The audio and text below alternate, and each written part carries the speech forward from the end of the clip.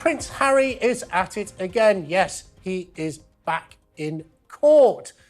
And what he's making an extraordinary claim, saying that the removal of his security makes him feel that his children cannot be welcome in the UK, which rather begs the question, why did you leave in the first place?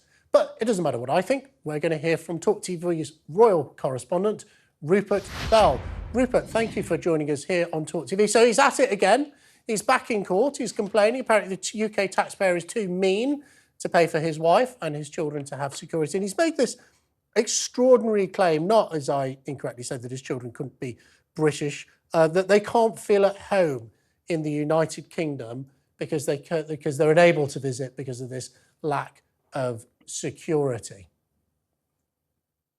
Well, yes, and he hasn't personally appeared in court, but this is what this latest case is about. And he feels he should be deemed a special case because of his status within the royal family. This is the problem, though, for the royal family. As a non-working royal, he then immediately goes into a different category. Now, of course, there is always going to be some degree of security around him because of just the nature of his situation by birth. But now he has chosen to back off, and they feel within the constraints of the security operation that he should not be deemed a special case. But unfortunately, Harry doesn't see eye to eye with the Home Office and Ravec on this particular issue. So this is the problem. And he does feel that he can't lead a normal life in this country.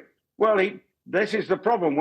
For him, you've taken a decision to leave this country and back away, then obviously your status has vastly changed. But no one's denying that by birth that he hasn't got a right to have some level of security, but not at the level it was before, because obviously that's an expensive thing to put around him, and given the constraints that the royal family probably have anyway in trying to limit spending.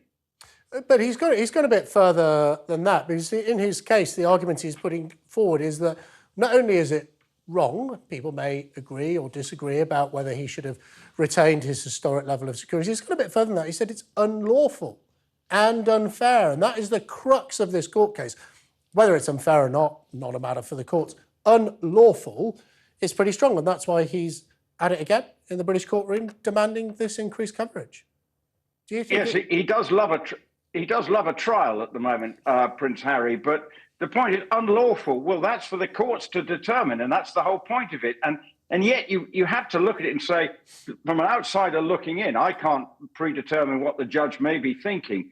But is it unlawful if the royal family have a protocol and it's been adhered that once you back off from being a fully working member of the royal family, you immediately are afforded a different level of protection?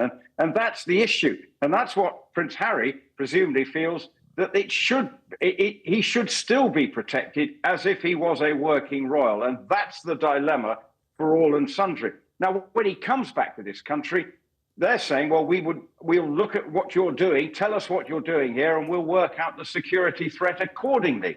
But he only has had fleeting visits, for the coronation and indeed for the funeral. And basically, there would have been a high level of security around him anyway, given the nature of those particular events. But it's when he's saying for a private visit, he still thinks he should be given the full treatment in terms of his security. But he says he wants to live in privacy, then presumably the best thing is to do is try and keep as low as profile as possible.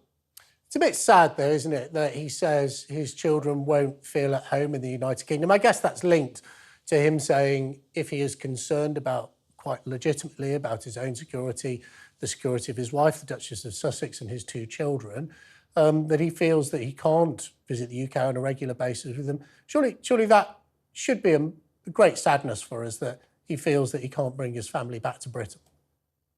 I think it's sad. The whole thing is sad. You can look at this, but the fact that he has broken away from the royal family, he was a valued member of the team and working closely with all and sundry and having a positive impact. But I also do think, I'm not sure Meghan's in a desperate hurry to come back here anyway. I wouldn't worry. I don't think we're in a desperate hurry for her to come back either, but go on.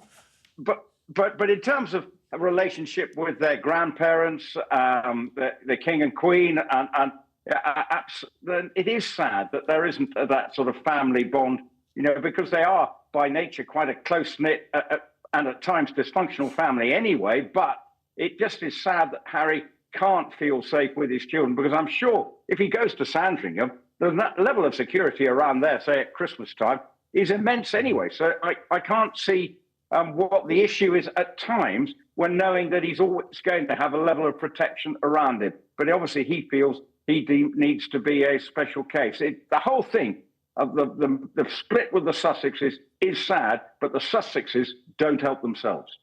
No, and I think an invitation to Christmas at Sandringham is pretty unlikely this year, so I don't think we have to put that on our radar just at the moment. But this is a family that from the outside looks like it's at war. This is a long-running war. We have the revelations just last week in a new book where members of the royal family, completely incorrectly in my view, were labelled or named in a foreign copy of that book and said to be racist. I do not believe for one moment that our King Charles is racist, nor do I believe the Princess of Wales is either. I just think that's absolute stuff and nonsense. But that is the latest chapter in which you could include this court case of a family at war. Now, all families have arguments. I have been known occasionally to fall out with my siblings and my parents and various other family members. But isn't the problem with this is sort of stripping away the mystique from the royal family, and it just becomes, this is the Windsor family, they all fall out with each other, they're just like you and me. Surely that's very damaging in the long term for the strength of the monarchy here in the UK.